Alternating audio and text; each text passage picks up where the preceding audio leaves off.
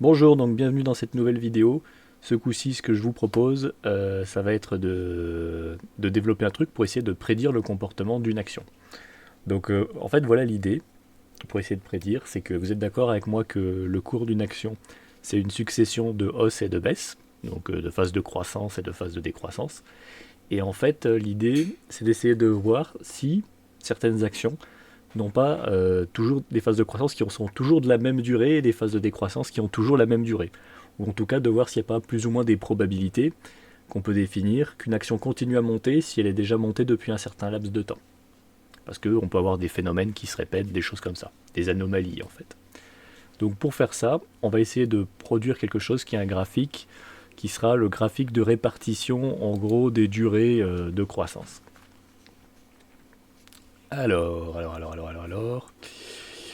Donc on va créer une nouvelle fonction. Afficher les actions, palmarès. Je vais la mettre ici, du coup.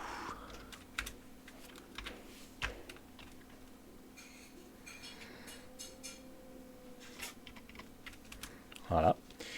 Donc là, je vais créer une fonction def courbe de répartition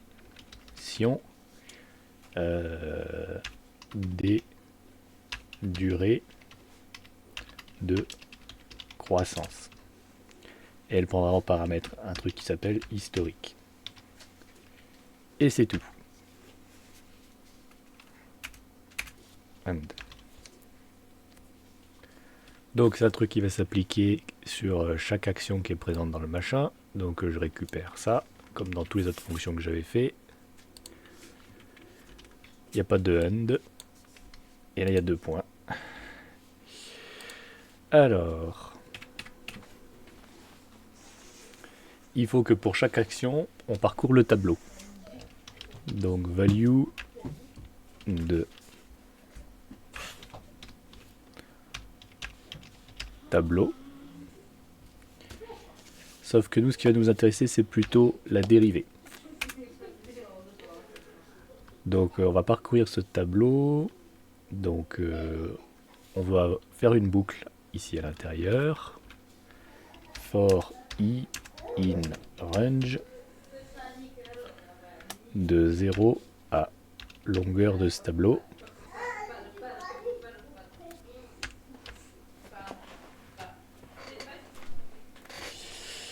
Et le but du jeu, ça va être de mesurer à chaque fois combien de temps dure chaque croissance.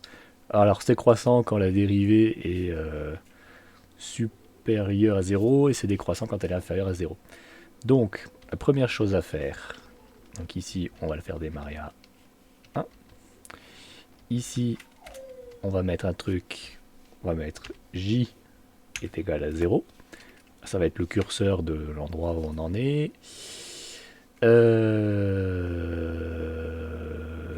Donc là on va faire juste pour les croissances pour le moment. Voilà, très simple. J est égal à 0. Ok. Et on va mettre une autre valeur booléenne. K est égal à donc value de tableau dérivé de 0 supérieur à 0.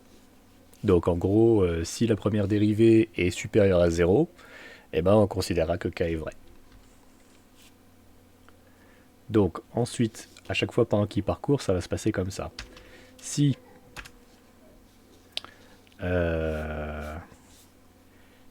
alors la valeur de i qu'on est en train de regarder, d'ailleurs c'est pas 0, c'est 0.0. Si la valeur de i qu'on est en train de regarder, elle est supérieure à 0, c'est encore une croissance. Et j'ai envie de dire, et si... Bon, c'est encore une croissance, voilà. 2 points. S'il y a eu croissance, à ce moment-là, on augmente j. J est égal à J plus 1.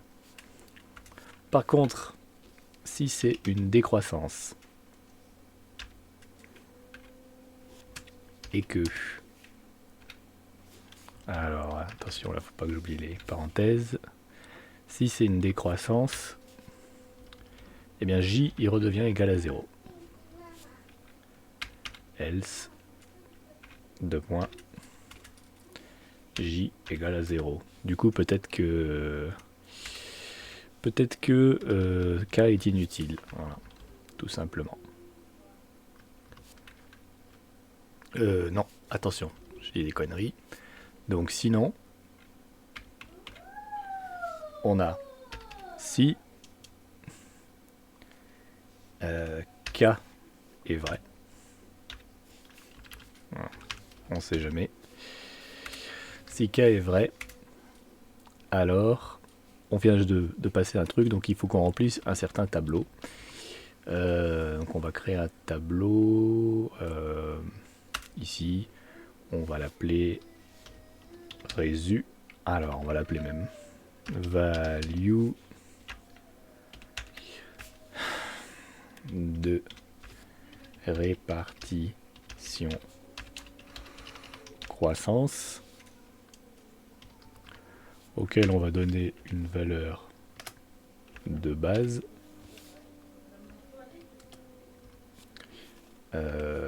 Alors je sais pas combien de fois on peut lui donner, avoir une répartition raisonnable.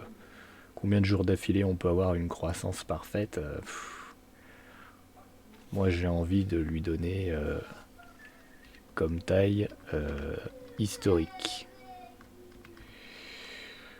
Historique. Voilà. Donc là, non. Lui donner la longueur. Voilà, cette longueur là. Comme ça on est sûr de ne pas avoir de débordement de tableau. Et après il faudra éventuellement songer à la raccourcir. Donc là on a créé un tableau qui est dans value, qui est répartition croissance. Et en fait ce qui va se passer, c'est que ce tableau où toutes les cases sont initiées à 0, si on a un changement d'état, qu'on passe de vrai à faux, alors la case de ce tableau qui est à la position J, eh ben, je vais l'incrémenter de 1.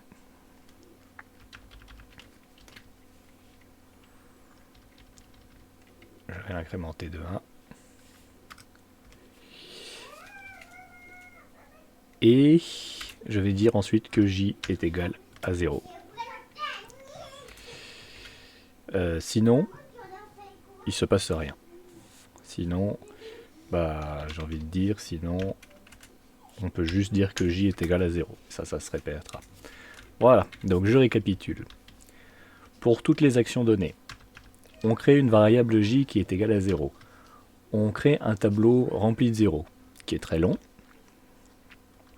On crée une variable booléenne K qui dit si précédemment c'était en croissance ou pas. Si c'est en croissance, alors on va dire croissance ou immobile, remarque. Voilà. Ensuite on parcourt toutes les cases du tableau. Si on est en croissance, on incrémente J. D'ailleurs on va dire que K égale true. Voilà. Et ici on pourra dire que K égale false. K, on va le mettre dans les deux. K égale false et K égale false. Voilà. Donc je disais, si c'est en croissance, on augmente J et on dit que c'est en croissance. Sinon, si c'était en croissance avant, on incrémente la jème position du tableau des répartitions de 1. On dit que J est égal à 0 et que c'est égal à false. Et dans tous les cas, ça reste 0 est égal à false.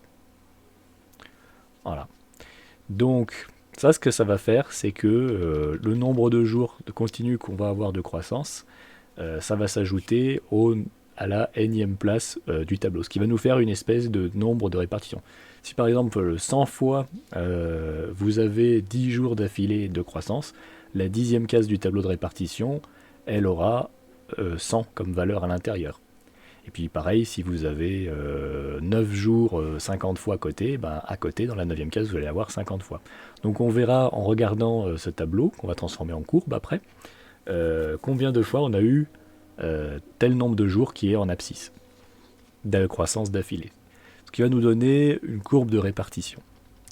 Donc une fois qu'on a fait ça, en fait, pour que ça fasse vraiment une courbe de répartition, il faut diviser par le nombre d'éléments. Donc on va faire un for i in range de 0 à... Mais ce coup-ci, on prend la longueur de la répartition de croissance.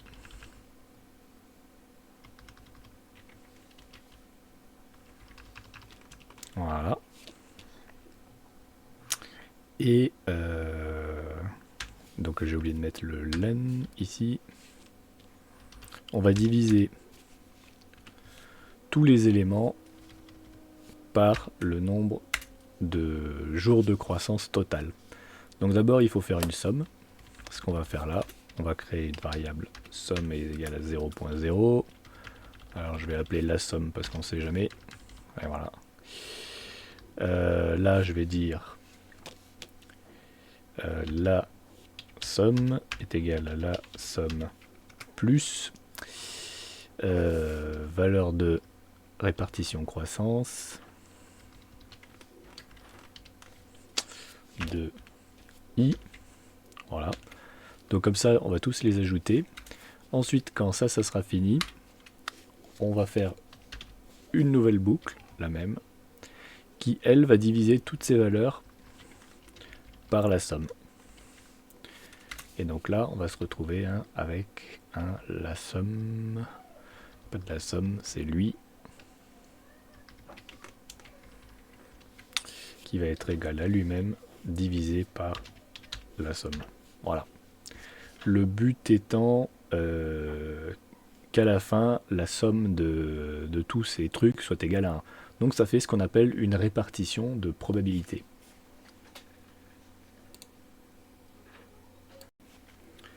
Alors, intégrons-le maintenant dans notre processus d'analyse, importer des quotations, palmarès, afficher une action. Donc moi je vais le mettre là après. Répartition des courbes de croissance de GG. Ici. Qui a été précédemment importé, voir les vidéos précédentes pour comprendre d'où ça vient tout ça. Et après on peut essayer d'afficher le résultat, ça peut être intéressant. Donc afficher une action. Déjà voyons si ça fait pas tout planter. Donc là on est là, pour rappel. On va faire Python machin. Voilà, déjà il y a des erreurs. Donc là il manque une parenthèse simplement à la ligne 248. Donc ligne 248, 46, 47, 48. Voilà. Tac.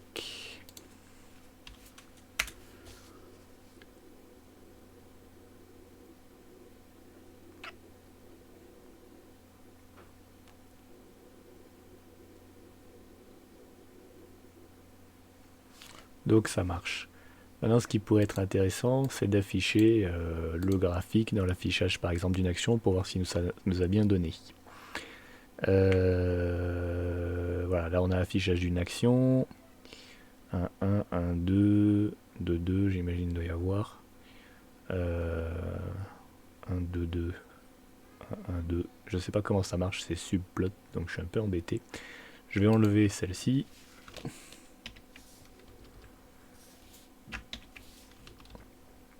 Et à la place, je vais en mettre un autre, tout simplement.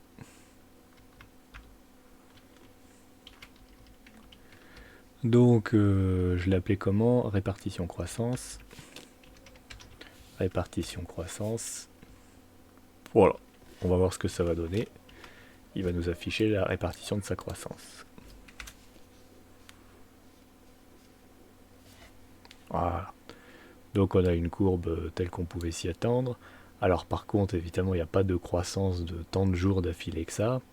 Tout est concentré sur un pic. Il faudrait essayer de se répartir cette courbe pour que ce soit un peu plus joli. Donc on va rendre le programme un peu plus intelligent. Ce qu'on va faire, c'est créer un tableau ici, qu'on va lui passer ensuite.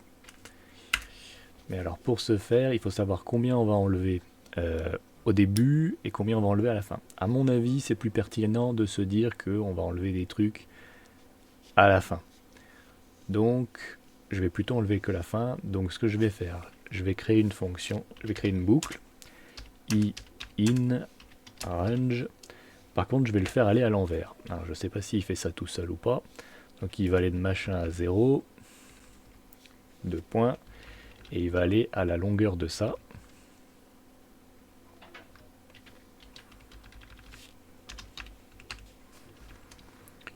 Moins 1, jusqu'à 0. Et là, je vais dire si la valeur de lui de i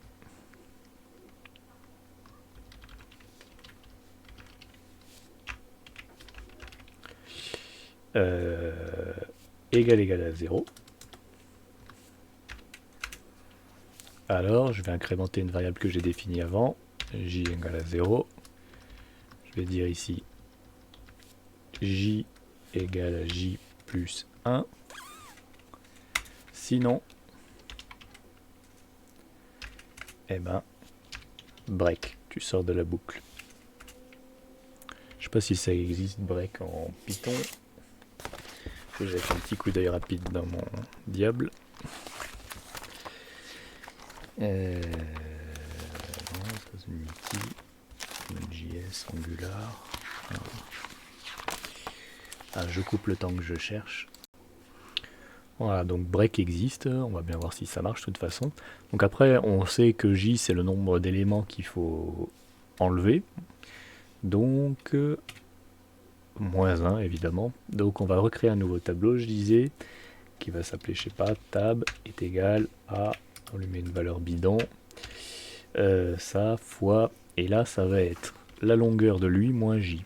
C'est tous les éléments, les zéros qu'on va enlever sur la fin en fait. Ça.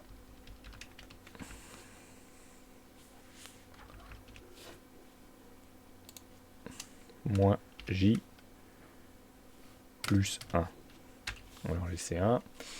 Et ensuite, on va recopier sans dépasser. Donc là, on va faire de nouveau un for i in range de 0, 0, virgule. Et là, on va lui donner le length de tab. Length de tab. 2 points. Et on va lui dire tab de i égale à notre truc de i. Voilà.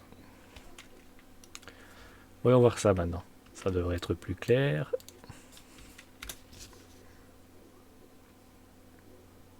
Ah, out of range. Partition de i.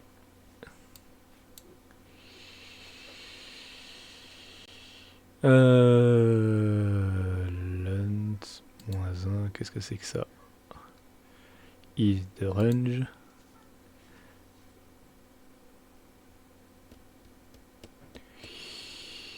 On peut peut-être pas le mettre à l'envers du coup. Ce qu'on va faire, c'est que on va remettre 0 ici, ça là, et on va dire la longueur ici.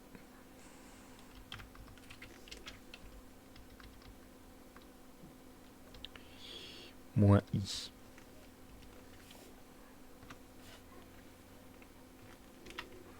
Alors, est-ce que ça va pas planter ça?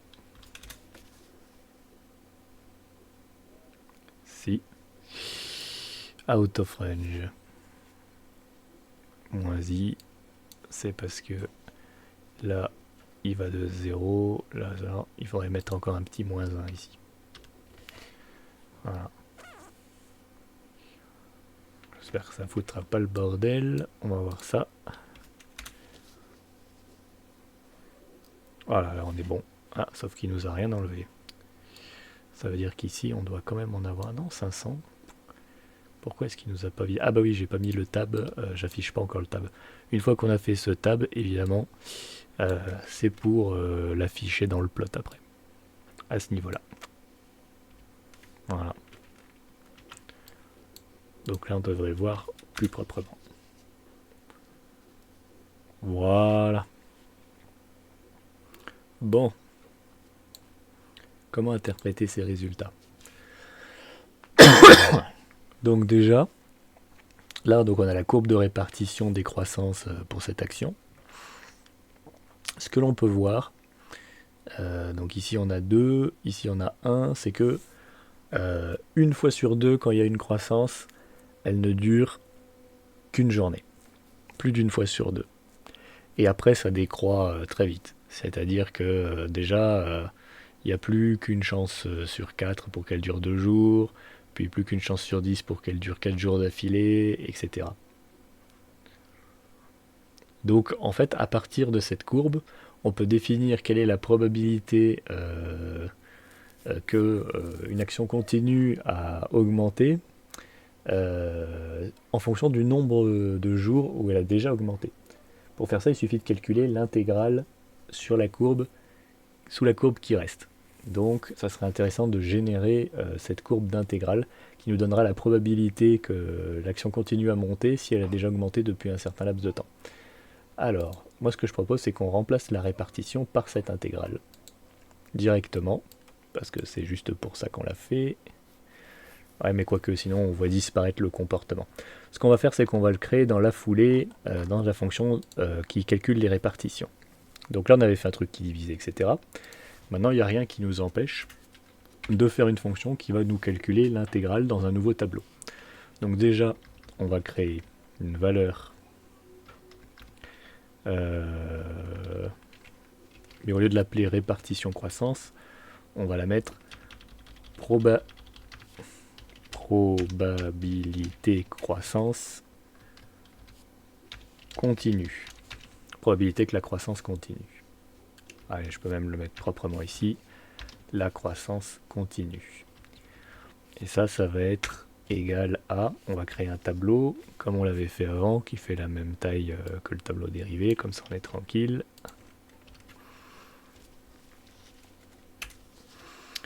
Et maintenant on va remplir ce tableau, donc en faisant un petit, voilà, comme ça. Et donc pour chaque valeur, il faut calculer l'intégrale des valeurs suivantes. L'intégrale des valeurs suivantes, c'est simplement la somme des valeurs suivantes. Donc ça va faire un truc du style, lui de i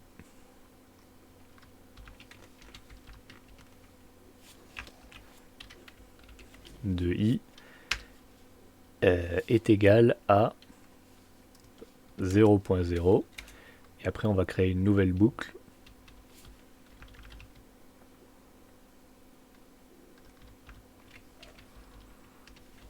For j in range 0 len. Voilà. Et on va lui sommer à chaque fois tous les éléments. Ah, sauf que le range, excusez-moi, il commence à i plus 1. Voilà. Donc,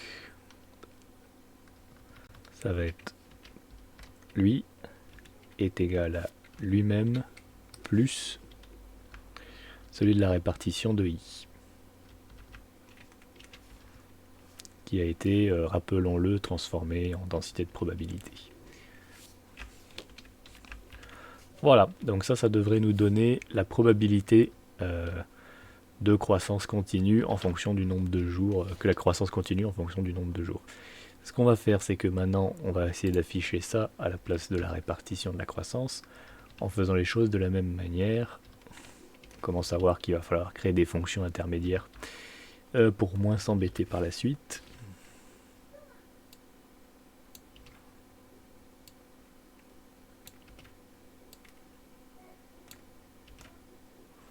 Voilà. Sauve.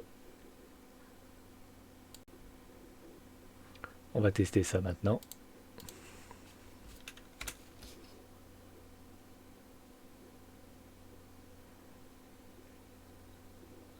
c'est plus long. Soit j'ai mis une boucle infinie. Ah non. Voilà. Ouh là là. Comment je peux arriver à des valeurs aussi grandioses? Il y a un problème. Ça n'a pas fonctionné. C'est comme si... Là j'arrive à 250. C'est pas possible. On parle de probabilité. Donc même si on intégrait de toute façon l'air sous la courbe, il doit faire 1. Donc de toute façon, là il y a un problème. Alors essayons de voir d'où vient ce problème.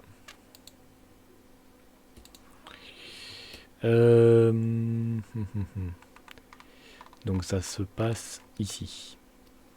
Donc là, on avait bien divisé par la somme. On avait bien des trucs dont la somme faisait la probabilité machin. Là après, on a créé un truc avec que des zéros, qui fait la même table que tableau des dérivés. Ensuite, on parcourt notre camarade. On dit que lui de i, il est égal à 0. Ah, là on a répartition croissance de i. Ça doit être répartition croissance de j. Voilà. C'est reparti.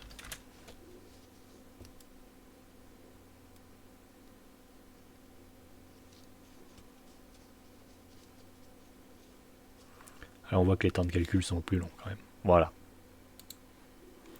Donc là, on a les probabilités que la courbe continue à croître en fonction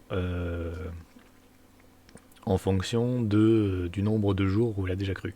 Par exemple, si là on est sur le premier jour qu'elle croisse, donc au début du premier jour, et ben bon, la probabilité c'est de 1 qu'elle continue à croître, puisqu'elle croîtra un jour au moins. Ensuite, on a une chance sur 2 qu'elle croisse un jour de plus, puis une chance sur 4 qu'elle croisse 2 jours d'affilée, etc., etc., etc. Bon, vous voyez que de cette répartition de probabilité, on ne peut pas faire grand chose. Donc ça, ce serait plus intéressant pour voir apparaître des choses, de travailler. Alors après, c'est juste sur cette action, je pourrais voir d'autres actions. Ce serait plus intéressant pour voir apparaître des choses, de travailler sur des courbes de répartition, mais sur les courbes lissées, les moyennes. Ce qu'on va faire du coup. Alors ouais, là j'ai quitté ça, j'aurais dû le quitter comme ça. Voilà. Donc il faut refaire la même fonction ici, mais pour les moyennes. Donc moi j'ai envie de créer deux paramètres ici. Non table dérivée et non résultat. Pour pas être toujours obligé de rechanger les noms manuellement. Donc non table dérivée va prendre la place de tous les tables dérivées. Table dérivée.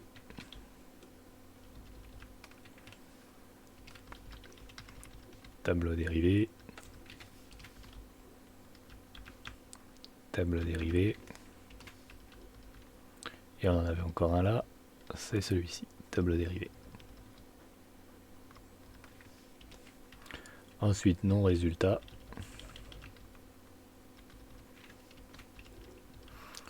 Donc, je vais le mettre ici. Et je vais l'appeler plus répartition. Donc celui-là, c'est celui qui va remplacer toutes les répartitions.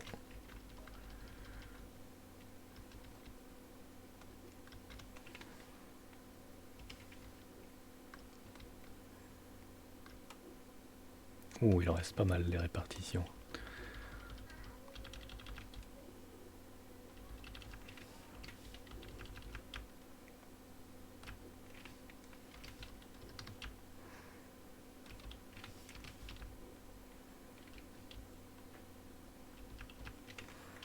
Je coupe le temps de les finir.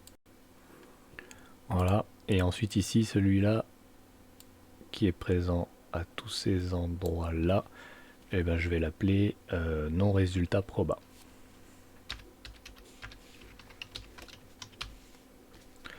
non résultat, pro bas, donc pro bas il est rajouté comme ça, et non résultat c'est plus.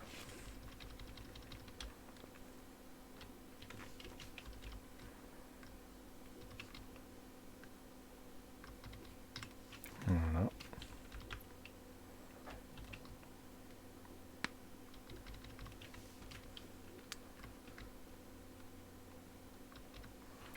Du coup, maintenant, on va pouvoir demander qu'il me fasse ce calcul de répartition et de proba sur une autre courbe. Et donc cette autre courbe, je dois lui préciser ici les deux paramètres. Donc nom de la table de dérivation, ça va être tableau dérivée moyenne. Allez, on va dire mois directement, virgule, même si les semaines, je pense, c'est plus intéressant. Ouais, allez, on va travailler sur les semaines. Et le résultat, ça va être... donc là, il met soit répartition, soit proba. Je vais lui dire moyenne semaine. Voilà. Moyenne croissance. Croissance moyenne semaine. Croissance moyenne semaine. Et du coup, ici, je passe mon temps à rechanger à chaque fois, donc j'ai envie de créer une fonction qui me fait ça tout seul. Def afficher une répartition de tableau, on va dire. Voilà. Là, je vais récupérer tout ce bordel. X.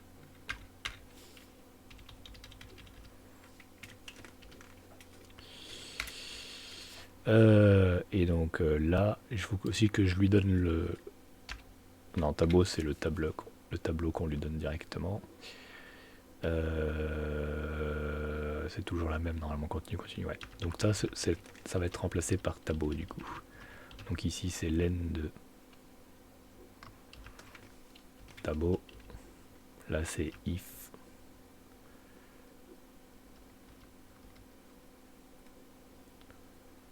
If tableau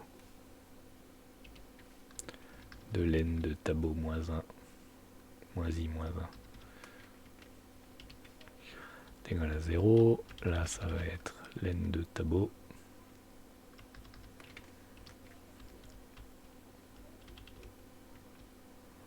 Et là, ça va être tableau aussi. Voilà. Et du coup, là, il faut que je fasse afficher une répartition.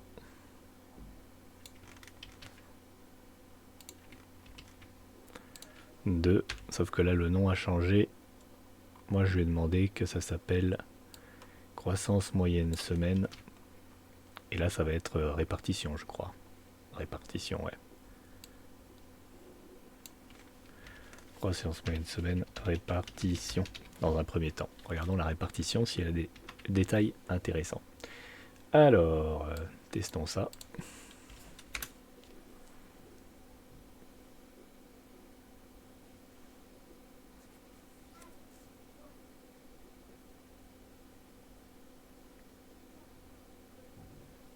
Alors ça commence déjà à être plus long. Hein.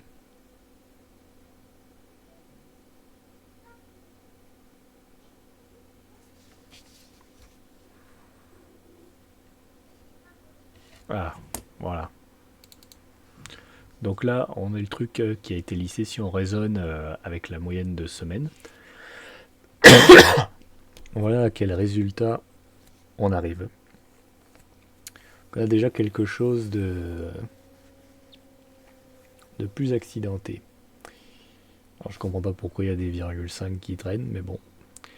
Donc, 0, il y a visiblement une chance sur 10 que ça ne dure qu'un jour.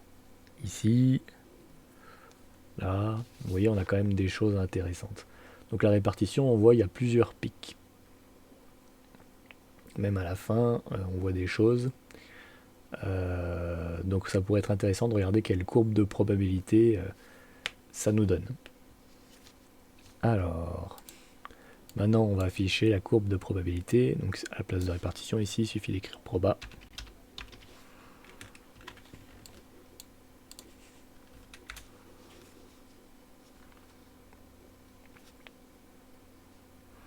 Le temps du calcul commence à être long quand même, il commence à se faire sentir, et pourtant on est bien sur des tableaux. Alors moi je pense que c'est par rapport aux courbes de répartition, surtout l'intégration, qui est l'intégrale qui est très lourde. Il y a peut-être une façon de calculer l'intégrale en partant de la fin qui serait plus efficace. Voilà la courbe qu'on a. Donc là, elle se situe ici, la courbe, enfin la ligne de demi-probabilité. Ça veut dire que tant qu'on est au-dessus, on peut considérer, sans trop se tromper, que ça va monter plutôt. Et on voit ici qu'il y a plusieurs points. C'est-à-dire que là, entre 1, 2 jours, quand même en moyenne sur 2 jours, on a plus d'une chance sur 2 que ça augmente. C'est ça que ça veut dire. Alors essayons de lisser par mois maintenant, peut-être qu'on a des choses encore plus flagrantes qui apparaissent. Donc lui, moyenne, je vais remplacer par mois ici. Mois. Et là, quand je fais le calcul ici, je vais lui demander à ce qu'il me calcule la dérivée moyenne mois. Et là, je vais l'appeler moyenne mois aussi. Commençons par afficher la répartition, c'est toujours plus intéressant. Partition. Voyons voir ce que ça donne.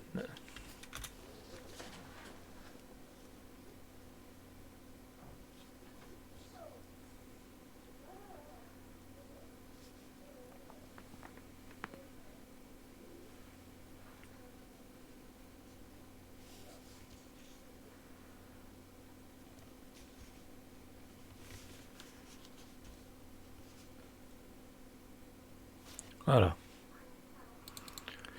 Oula, là on a quelque chose de plus catégorique, ambigu. Par exemple, vous voyez,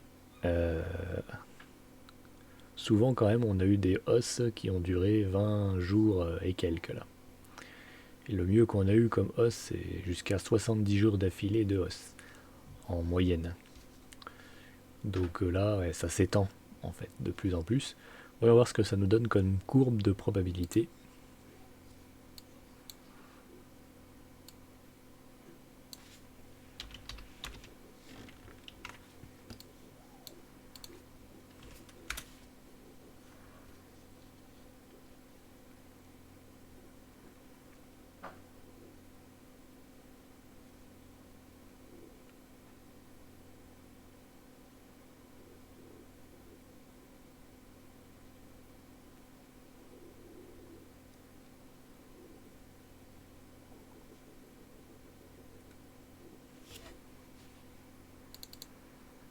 Ah, vous voyez là on commence à avoir des choses vachement intéressantes. C'est-à-dire qu'ici là on a à peu près une chance sur deux. Donc c'est un peu un truc à se dire que si ça fait moins de 15 jours que ça monte, ben on a plus d'une chance sur deux que ça continue à monter. Voilà. Donc tant que ça fait moins de 15 jours, eh ben on vend pas. Donc l'idéal c'est d'acheter au premier jour de la croissance et de vendre au bout de 15 jours. Cela dit, c'est quand même stupide comme analyse parce que on a moyenné sur un mois pour arriver à cette conclusion. Donc en fait, c'est pas exploitable puisqu'on ne sait pas quand est-ce qu'on a perdu et quand est-ce que ça a commencé à descendre puisqu'on est sur une moyenne par mois. Et donc il nous manque les 15 jours suivants pour en juger. Donc voilà. Alors ça c'est pour cette action-là. On est d'accord, mais il y a peut-être d'autres actions sur lesquelles on a des pics spécifiques qui apparaissent et qu'on pourrait exploiter. Avant d'essayer de vérifier ça, on va essayer d'optimiser la vitesse de calcul de l'intégrale. Parce que telle qu'elle est faite, le temps de calcul est très long, donc je vais vous montrer comment on peut faire ça. Là, on a la fonction qui s'appelle croissance continue. Non, c'est pas ça. courbe de répartition, voilà. Donc l'intégrale, elle est à ce niveau-là, et elle ne nous arrange pas du tout. Donc on va devoir essayer de l'améliorer. Alors, donc en fait l'idéal pour calculer cette intégrale qui est sur la surface avant la fin, à la fin, c'est de partir de la fin et d'incrémenter au fur et à mesure qu'on avance. Comment on fait ça? Ben, je vais vous montrer. Donc là, tout ça on peut l'effacer.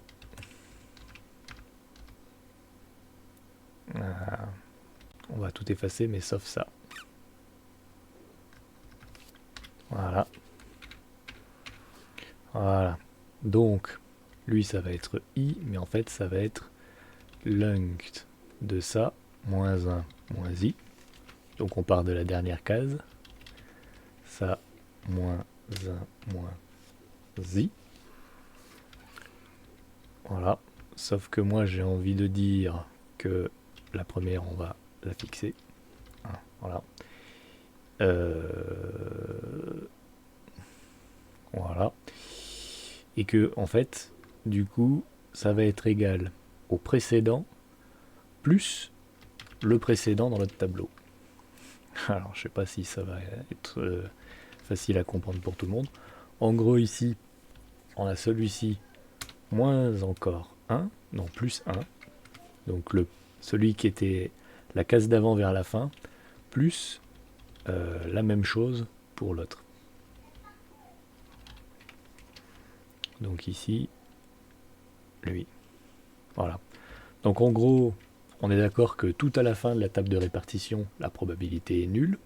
Et plus on va de la droite vers la gauche, et plus la probabilité que ça continue après augmente, puisque la surface augmente. Et qu'en fait, elle augmente à chaque fois de ce qu'on a avancé. Donc c'est pour ça qu'on ajoute ici. Par contre, il faut quand même initialiser le truc en disant que lui, donc là, il n'y aura pas de moins i, que lui est égal à 0.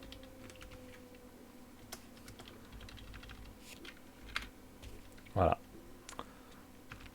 Normalement, ça nous fait la même chose, mais beaucoup plus vite. Alors, parce qu'on n'a pas une double boucle, du coup, on a une simple boucle. Voilà, vous voyez. Et on obtient le même résultat à une vitesse bien supérieure. Donc ça va considérablement nous aider. Donc moi, ce que j'ai envie de faire maintenant, dans mon palmarès, c'est que celui-ci, je vais le glisser dans mon palmarès. Voilà. Je vais lui demander de me les calculer. Alors c'est exprimer palmarès, croissance continue, exprimer palmarès. Bon. Tac, tac, tac. Donc le premier, ça va être dérivée. Le deuxième, ça va être dérivée moyenne semaine. Et l'autre, c'est moyenne mois. Et lui, il va donner croissance tout court. Lui, ça va être croissance moyenne semaine. Et l'autre, ça va être croissance moyenne mois.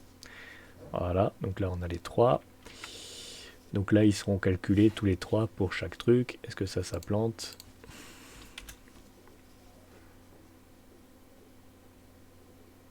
Non. Et nous, ce qu'on veut, c'est essayer de trouver les éléments qui sont spéciaux. Et quels vont être ces éléments? Eh ben, on va essayer de calculer un coefficient de singularité. Et alors, pour calculer ce coefficient de singularité, là, je ne sais pas trop comment faire. Il faut réussir à produire un indice qui va nous dire si c'est exploitable ou pas. Alors, si par exemple, là je regarde le résultat.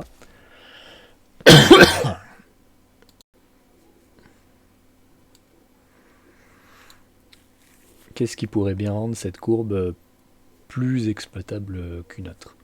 Ce qui pourrait rendre cette courbe plus exploitable qu'une autre, c'est qu'on ait une partie supérieure à 0,5 ici, qui soit à un nombre plus élevé que la moyenne, je dirais.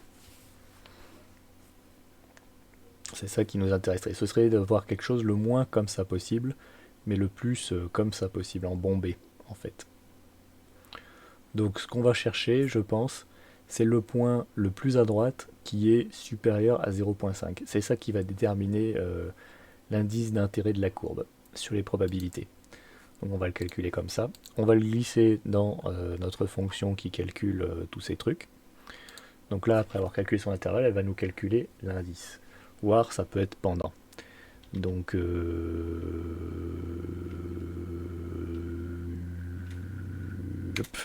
vais dire ici value de non résultat plus indice. Lui, il va être égal à 0. Remarquez, on s'en fout pour le moment de la valeur qu'on met. Et là, en fait, pendant la boucle, pendant qu'il fait tout son petit calcul, si le résultat,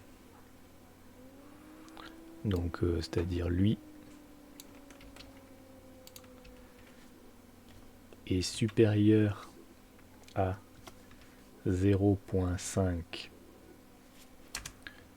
et, alors je sais pas si c'est comme ça le et en Python, on va voir, et monsieur indice il est encore égal à 0, égal à 0, alors indice il devient égal à la position dans le tableau, c'est-à-dire tout ça. Et comme c'est un float, je le multiplie par 1.0. Voilà. Est-ce que ça bug ou est-ce que ça marche?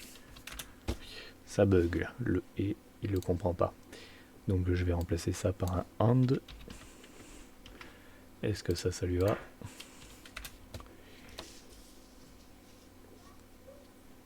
Oui. Donc maintenant, on n'a plus qu'à exprimer l'indice pour voir quelles sont les courbes les plus intéressantes et puis on va les regarder.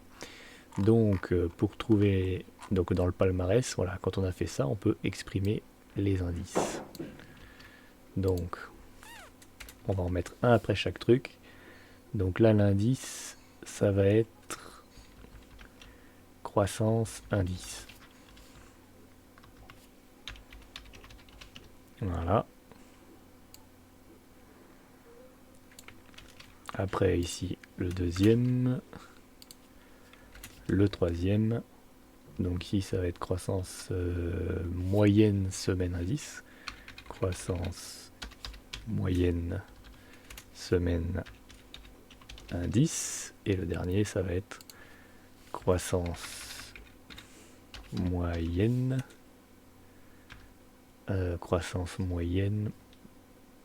mois indice. Voilà, il n'y a plus qu'à lancer.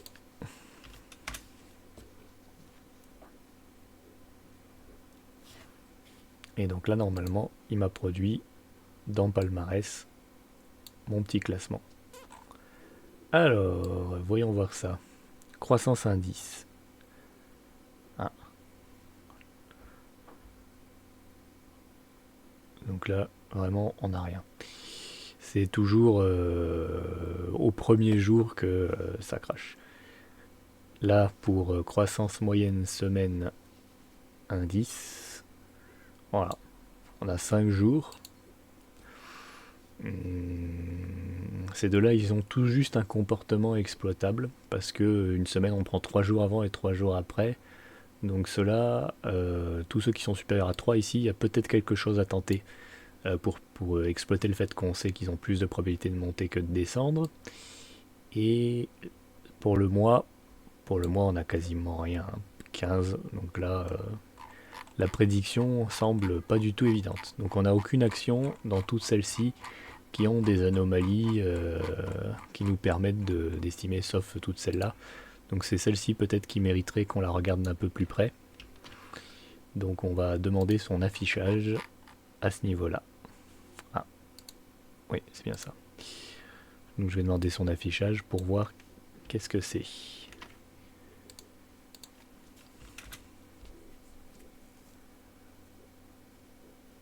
Voilà. Donc cette courbe-là, cette action, elle a un comportement un peu spécial, où en fait, généralement, quand elle a un jour de croissance, si on raisonne sur sa moyenne, ben on a plus d'une chance sur deux que ça dure au moins 5 jours. De 5 jours, il vaut mieux vendre. Voilà, d'affilée. Sur sa croissance. Voyons voir à quelle action elle correspond. Donc ici, je vais regarder ce que c'est ça. En ouvrant Firefox.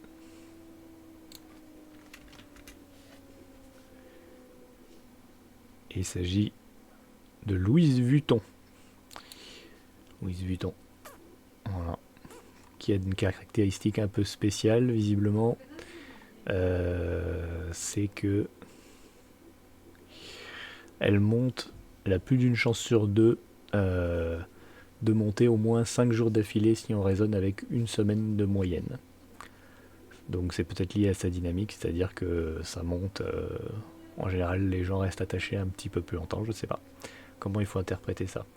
Mais moi, ma conclusion sur cette étude, c'est quand même que là on n'est pas sur quelque chose de très concluant pour essayer de prédire en l'état combien de temps en moyenne d'affilée, quoi. C'est vraiment, on a une hausse, une baisse, une hausse, une baisse. Je suis assez surpris d'ailleurs que ce soit comme ça. Je me serais attendu à ce qu'il y ait certaines actions qui montent au moins 2 jours d'affilée.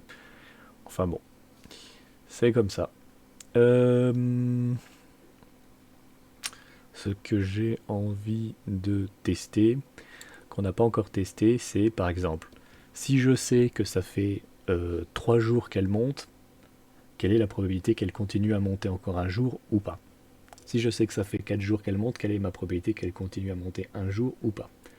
En prenant un sachant à chaque fois, probabilité qu'elle monte encore un jour de plus, sachant qu'elle a déjà monté tant de jours. Parce que là, la probabilité qu'on a affichée avec notre système, la répartition de probabilité, c'est la répartition de probabilité globale, c'est-à-dire en tout. La notion de sachant, elle n'est pas réellement prise. C'est-à-dire qu'en réalité, quand je suis là, que ça fait 10 jours qu'elle monte, j'ai pas une chance sur 3 pour qu'elle continue à monter. C'est pas exactement ça. Parce qu'en fait, peut-être que quand elle a déjà monté tout ça, c'est plus souvent qu'elle continue à monter par rapport à qu'elle monte pas. Là, on est vraiment dans une représentation absolue. Mais peut-être que le fait qu'elle ait déjà monté un certain laps de temps, ça l'engage à monter plus longtemps par la suite. Et ça vaut le coup qu'on essaye de le calculer aussi. Alors, comment est-ce que je peux vous calculer ça? Donc, on va créer une nouvelle fonction, pareil, avec son machin.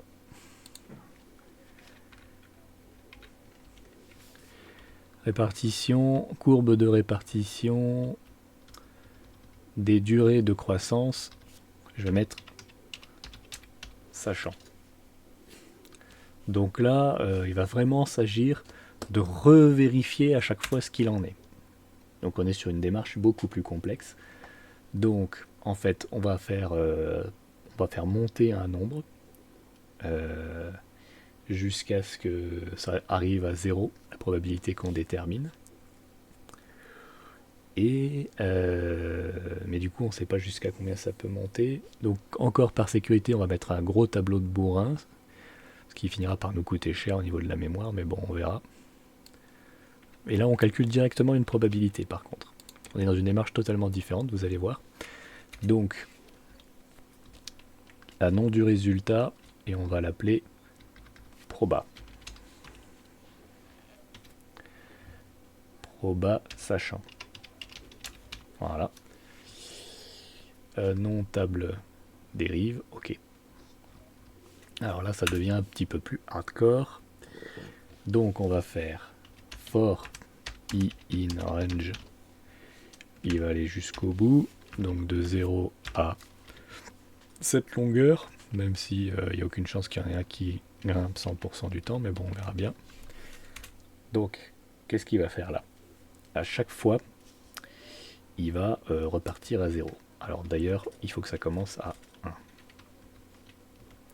Et donc en fait, du coup, là, sa valeur de 0, ça sera 0. On peut le mettre. Enfin, non, d'ailleurs, ça sera pas 0, sa valeur de 0, c'est stupide. Je vais le laisser à 0 du coup. Donc, qu'est-ce qu'il doit faire au stade de i pour déterminer la probabilité que l'action continue à monter, sachant qu'elle a déjà duré depuis i jours. Mais là, de façon directe. Qu'est-ce qu'il doit faire? Il doit chercher tous les cas où la croissance a duré au moins i jours et voir si elle monte encore. Donc, je vais faire... c'est vachement dur. Déjà, je dois chercher une croissance de i jours. Chercher une croissance de i jours. Vérifier si le jour suivant on a croissance. Et ensuite, je dois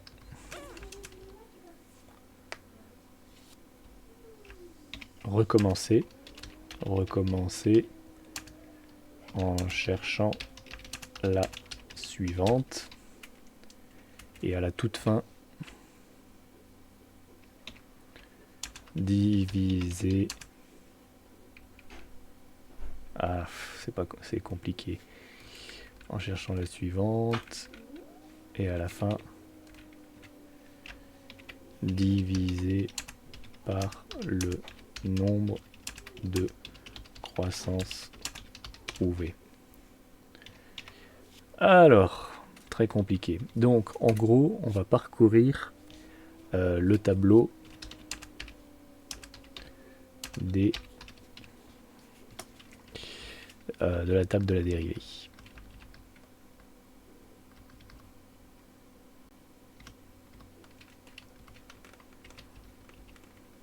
Entièrement. Et on va chercher toutes les croissances qui dépassent machin. Donc, on va définir deux variables. Un que je vais appeler k. Alors, croissance prec, qui sera égal à false. Et un qui va s'appeler nb croissance, qui sera égal à 0. Voilà, donc là il n'y en a pas. Ensuite, je vais avoir if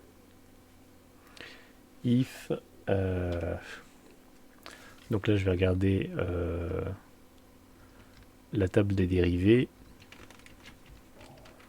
de j. Si elle est supérieure à 0 sur le jour qu'on est en train de regarder, c'est qu'il y a croissance. Donc dans tous les cas, et si croissance prec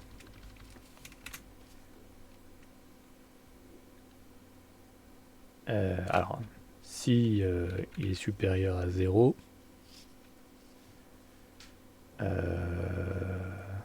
bon, s'il est supérieur à 0, qu'est-ce qui se passe?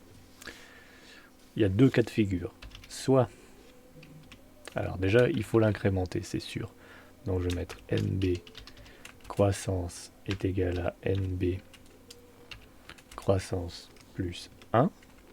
Et ensuite, je dois vérifier s'il a atteint le niveau que je veux. Donc je fais if nb croissance est strictement supérieur ou égal à, là on est en train de vérifier le cas i. AI. S'il est là, c'est que il va pouvoir vérifier. Donc là, il faudrait activer un genre de petit programme. Et genre, je vais dire croissance prec égale true.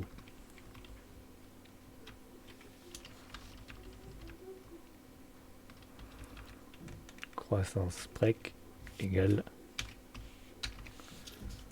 true. Voilà.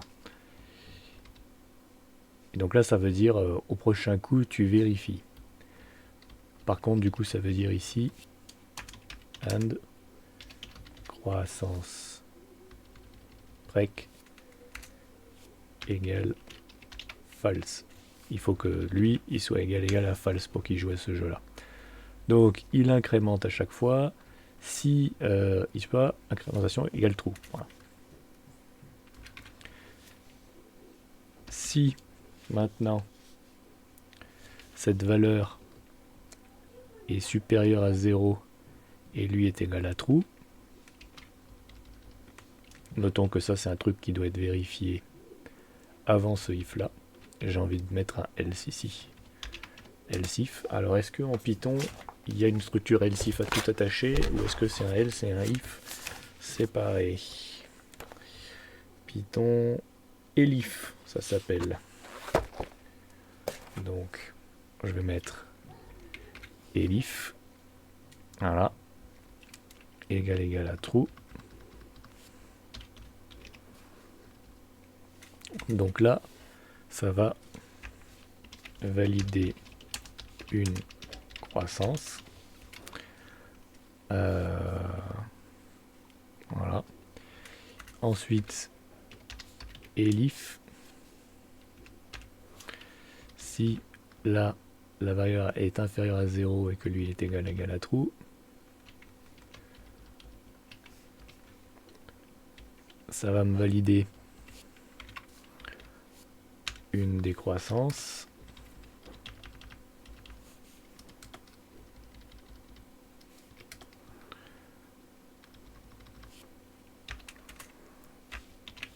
Valide une décroissance.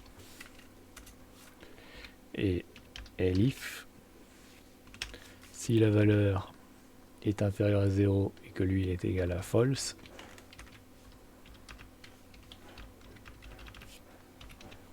il doit y avoir des façons plus propres de le faire. J'aurais pu mieux imbriquer mes conditions, mais bon, tant pis. Voilà, donc si là, par contre, là, ce qu'il va faire, c'est qu'il va me mettre le nb croissance égal à 0. Et donc, il va recommencer à compter. Voilà. Fou. Alors, donc je reprends. Donc là, j'ai tous les cas de figure. Si c'est croissant et qu'il n'y a pas de croissance prec, alors il me compte mes croissances. S'il se trouve que ça a dépassé, il m'active le croissance prec. Du coup, la fois suivante, si c'est supérieur ou égal à 0 avec la croissance prec, il me valide une croissance. Sinon, il me valide une décroissance. Et si il tombe juste sur un truc inférieur ou égal à 0, et qu'il n'est pas en croissance, il me remet mon compteur à 0. Donc là, jusque-là, tout va bien. Maintenant, ce qu'il faut, c'est que je code ces trucs. Valider une croissance et valider une décroissance. Déjà, ce qui est sûr, c'est qu'il faut remettre les pendules. Ouais, mais alors là, est-ce que ça vaut le coup qu'ils me le mettent là? Est-ce que ça va pas tout fausser si il me repart au début? Ouais, parce qu'à chaque incrémentation de 1, etc. Donc là, il faudrait qu'il m'avance jusqu'à la fin. Donc, bon, on va peut-être le faire un peu salement, mais c'est pas grave. On va dire que dès qu'il m'a trouvé quelque chose, et ben celui-là, il passe à 0 dans tous les cas. Que ce soit une croissance ou une décroissance. Voilà. Ensuite, comment est-ce qu'il va me... Alors ensuite, il y a croissance prec qui disparaît aussi. Qui devient égal à false. Est-ce qu'il faut recharger le fusil? Égal false. Égal false. Voilà. Ensuite, j'ai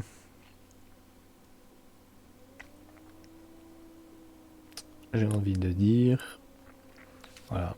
Donc il me faut une variable qui me valide une croissance et une variable qui me valide une décroissance. Moi j'ai plutôt envie de parler d'un total. total égale à 0 et d'un croissance égale à 0.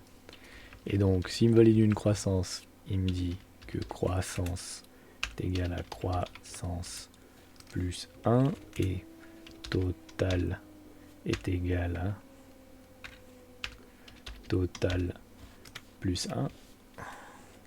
Et si il s'agit juste d'une décroissance, il m'incrémente que le total est égal à total plus 1.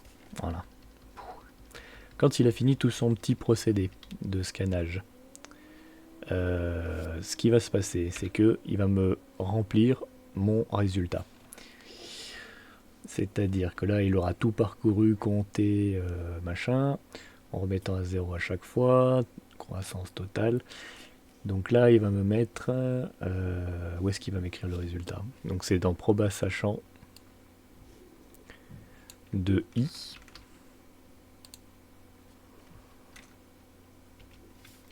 De i qui lui va être égal à croissance fois 1.0 divisé par total. Et voilà, ça nous donnera la probabilité que ça continue, sachant que pour chaque case, chaque élément du tableau. Fou.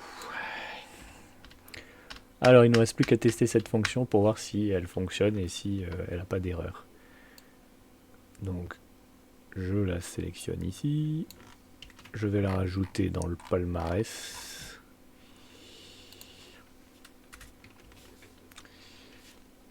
Avec comme paramètre GG ici, et là, pourquoi GG d'ailleurs?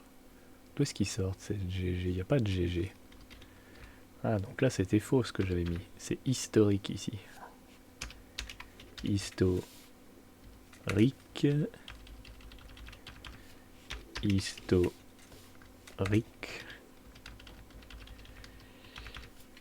Historique. Du coup, peut-être ça va valoir le coup de voir les nouveaux résultats. Peut-être qu'on aura des trucs intéressants. Historique. Et là, il faut mettre le tableau des dérivés et le nom. Dérivés. Je peux le rappeler croissance parce que j'ai rajouté un truc sachant. Voilà. Voyons voir ce que ça donne. Si ça bug, si j'ai des nouveautés parce que j'avais pas mis le bon truc la fois d'avant. Celui-là, par contre, il va être très long. Ah. Déjà, j'ai une erreur. 0 division. Total peut être égal à 0. Ça m'étonnerait. Ah oui, s'il en trouve aucune, ouais. Alors. Où est-ce qu'elle est ma fonction? Voilà, c'est ici. Total. Donc là, j'ai envie de dire... Je vais mettre un if ici pour me défendre. Je vais mettre if total égal à 0 n'est pas égal à 0. Alors tu me fais le calcul, sinon tu ne me le fais pas. Voyons voir ce que ça donne.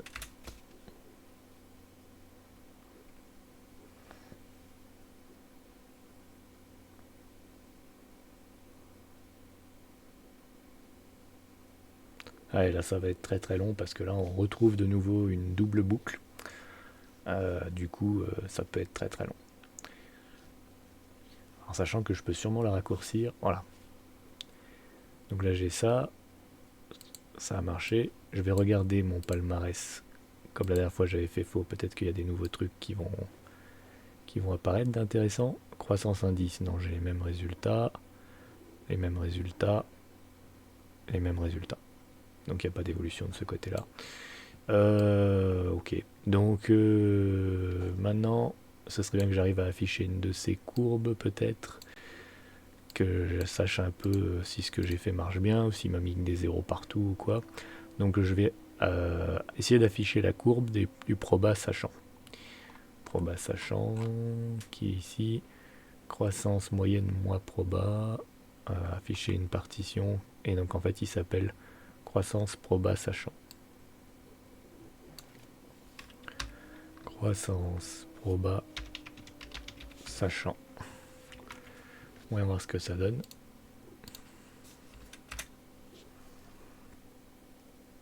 Ah, faut tout recalculer.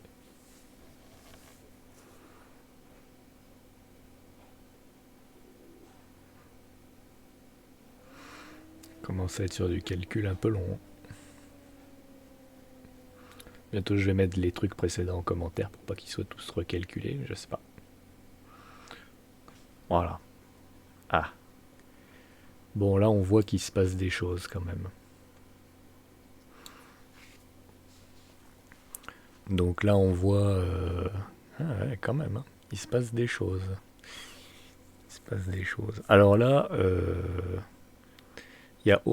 l'air sous la courbe n'est pas égal à 1, c'est normal.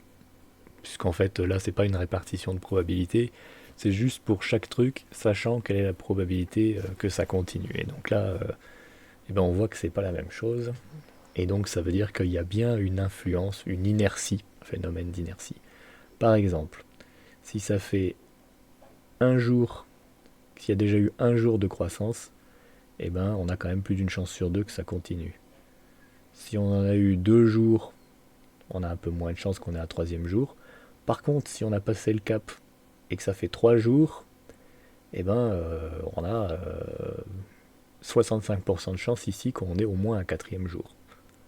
Et quatrième jour, on a au moins 60 chances qu'il y en ait au moins un cinquième jour. Donc on voit bien apparaître des phénomènes. Pareil là, si ça fait 7 jours d'affilée que ça grimpe, on a une chance sur deux quand même que ça continue à grimper. Donc là, il y a bien des choses qui apparaissent.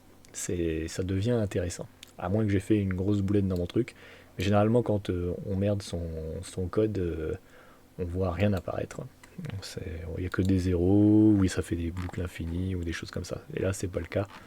Donc il y a de grandes chances que mon truc soit juste, même s'il n'est pas évident à débugger. Ok. Alors elle a bien remis à 0, tout ça. Non, on est bon. Donc, alors là, je pourrais optimiser la vitesse de mon code en demandant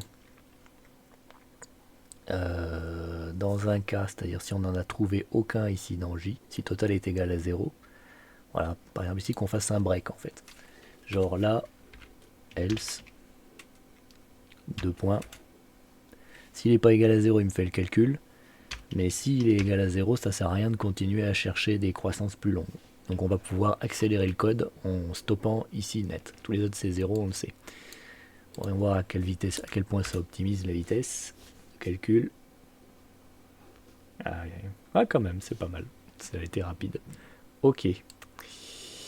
Donc maintenant, c'est le même problème que la fois d'avant. Alors déjà, il faut refaire cette estimation en prenant en considération les moyennes. Et ensuite, il faut essayer de reproduire un palmarès. Alors, les moyennes.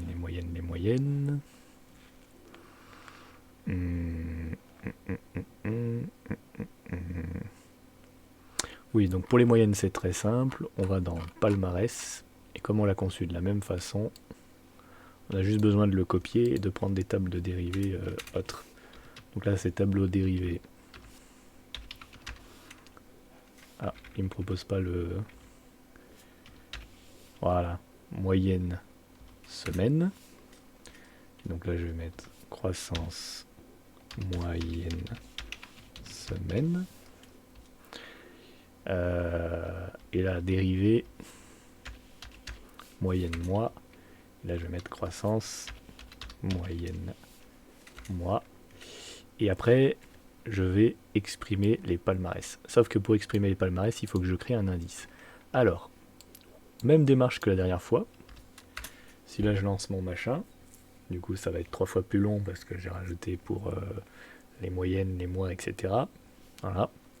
Qu'est-ce qui fait que cette courbe-là d'une action va être plus importante que celle d'une autre action? Et bien, je dirais, c'est la hauteur maximale qu'on va voir sur les pics ici. Si on a un pic qui a une très grande hauteur, on va avoir quelque chose d'exploitable. Donc, on va chercher simplement le max de cette courbe, et c'est ça qui sera l'indice. Donc, on va rajouter le calcul de cet indice dans la même fonction comme on a fait la dernière fois. Courbe de répartition sachant. Et donc là, on est dans l'action. là ça descend, là on est dans la fonction du i, on est avec le break, donc on descend encore d'un ici, et là on rajoute une nouvelle valeur, valeur de non résultat sachant, proba sachant, j'ai envie de dire indice, proba sachant indice est égal à max 2. Et là, je vais aller chercher celle-ci que j'ai remplie. Donc l'indice, ce sera simplement le max. Voilà. Là, on est au-dessus du i. Et là, on est dans le i. Donc, on est bon. Voilà. Donc après, c'est celui-ci qu'on va afficher en indice. Voilà, sachant indice. Donc là, je vais dans mon truc. Et j'affiche. Et j'exprime mes palmarès à la suite. Donc, toi. Toi. Et toi. Donc lui, ça sera croissance. Donc croissance, je crois, proba sachant indice. Lui, ça sera croissance moyenne semaine, proba sachant indice.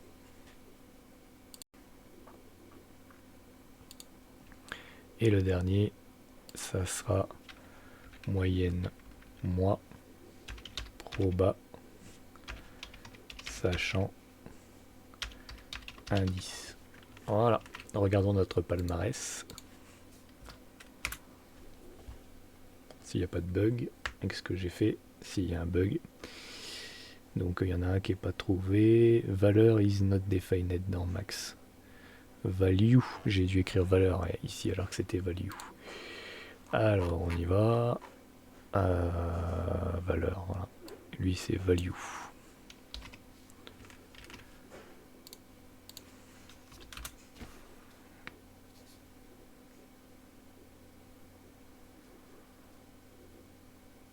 Voilà.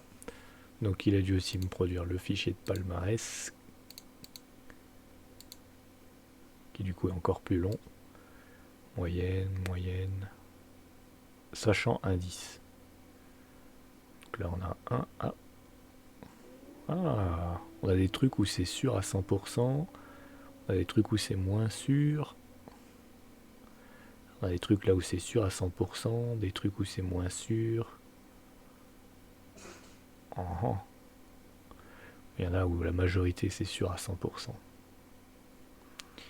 On en a un où c'est sûr à 100%. On a quand même des choses intéressantes.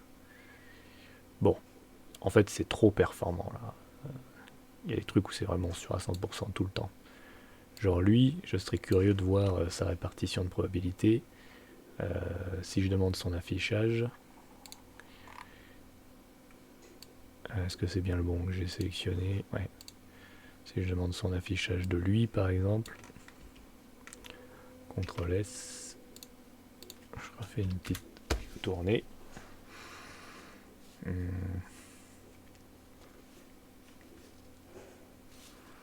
Ah ouais.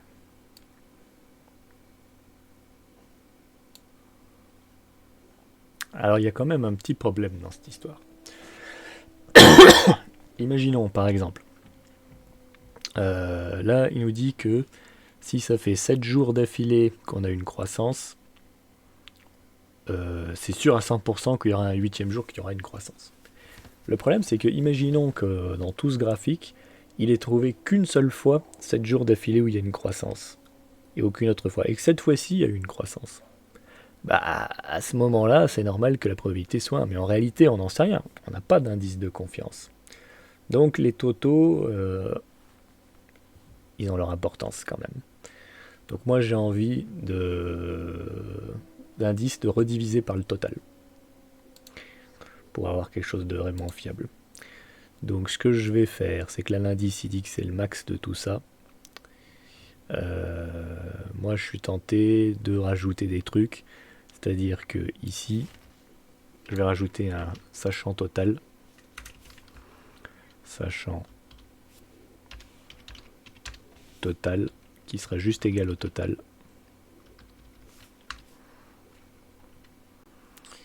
Et il faut multiplier par le total plus exactement pour être sûr. Et donc je dis que toi c'est max de... Ah ouais, mais est-ce que je peux faire une opération? Alors je vais en rajouter encore un que je vais appeler indice, value de total de indice, indice détail, je vais l'appeler. Et donc lui il sera égal à lui multiplié par total. Multiplié par total. Et du coup ces deux là il faudrait que je les déclare aussi au même endroit. Donc lui, où est-ce qu'ils sont déclarés? Ici. Lui et lui.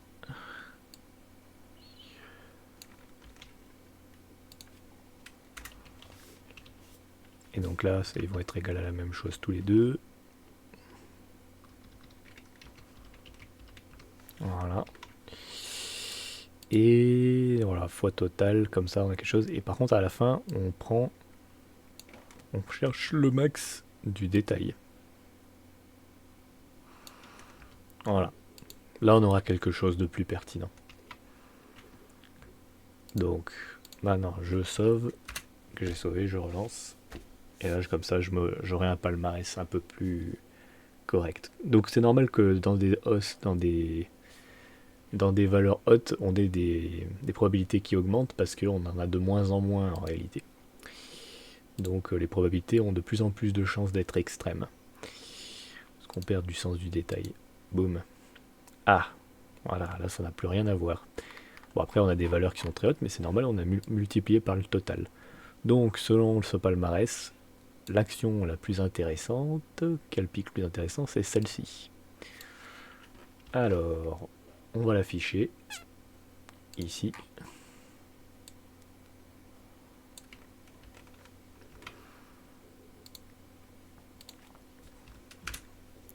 On va voir ce que ça nous donne.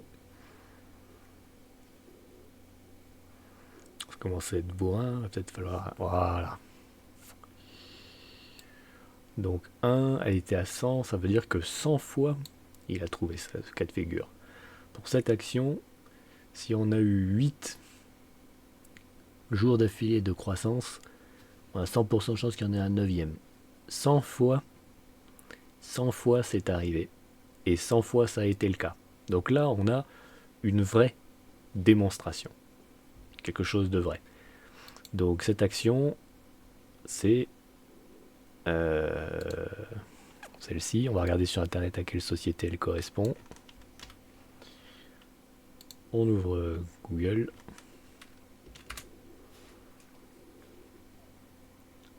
Et c'est Soitec. Donc Soitec, si ça fait 9 fois d'affilée qui monte, alors je me souviens plus ce que c'était, et ben on est sûr à 100% qu'il remonte. 100 fois ça c'est arrivé qu'il y ait 9 jours d'affilée de croissance, et 100 fois ça a cru une fois supplémentaire. Vous voyez un peu l'idée? Alors après ça c'est pas forcément très très pertinent, ça nous donne une idée, ça nous permet de localiser des failles, des trucs. C'est des sujets qu'il faudra creuser par la suite pour estimer les espérances de gain. Il faut aussi quantifier l'espérance de gain plutôt que est-ce que ça va croître encore un petit peu. Parce que si ça se trouve, ça croît de 0,01%. Si on investit dedans, la majeure partie du temps, on perd de l'argent. Donc il faudra mesurer l'espérance de gain directement, carrément. Mais on verra ça dans une prochaine vidéo.